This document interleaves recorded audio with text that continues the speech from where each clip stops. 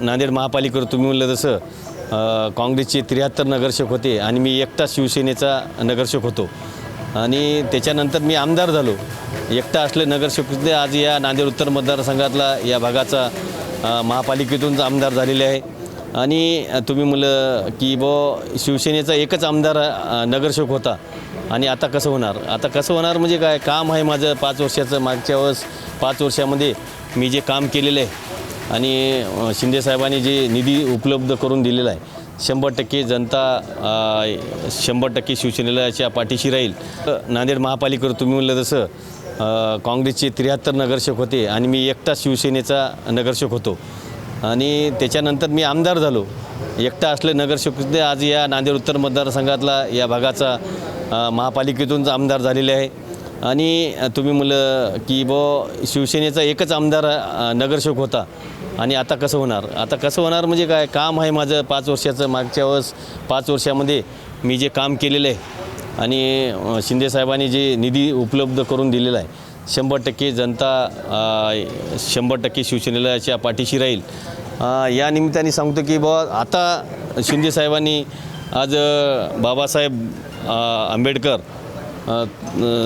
यांची नातू आनंद रिपब्लिक सेनेचे अध्यक्ष आनंदराज आंबेडकर यांचेसुद्धा आम्ही त्यांचे काही उमेदवार आमच्या पक्षावर निशाणीवर लढत आहे. म्हणजे बघा, शिंदेसाहेबाचं काम आणि हे बघून त्यांचे उमेदवार आमच्या पक्षावर लढत आहे म्हणजे किती चांगली गोष्ट आहे.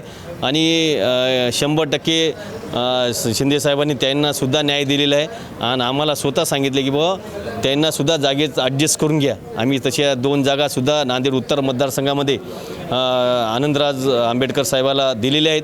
येणाऱ्या काळातसुद्धा 100% त्यांच्या पाठीशी राहील.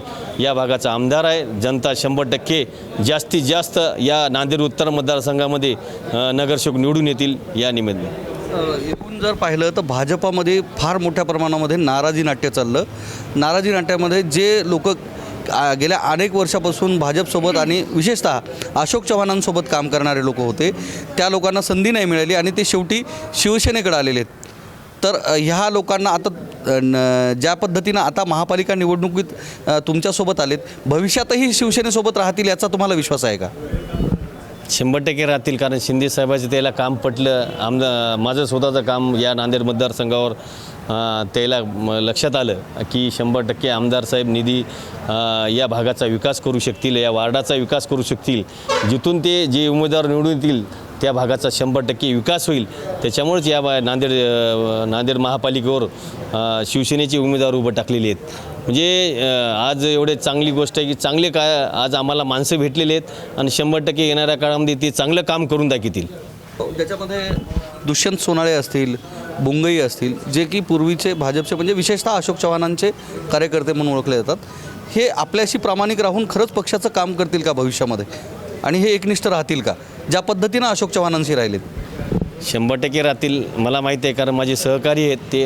आणि दुष्यंत सोनाळे झालं, व्यंकटराव झाले, मुदिराज झालं, आमचे मंगेश भाऊ झाले. तसे या भागाचे आज 6-6 टर्म 5-5 टर्मचे नगरसेवक माझ्याकडे आले म्हणजे काहीतरी काम बघूनच आलेले आहेत. आणि 100% माझ्या पाठीशी राहतील, शिवसेनेच्या पाठीशी राहतील आणि शिंदेसाहेबाच्या पाठीशी राहतील. शिंदेसाहेबाचं हात बळकट करतील. याने महापालिकेचा जो महापौर आहे असा विश्वास आहे का की येणारा जो महापौर आहे हा शिवसेनेचाच राहील? 100% येणारा काळ हे शिवसेनेचाच राहील आणि नांदेड महापालिकेवर महापौर जे आहे शिवसेनेचाच राहील.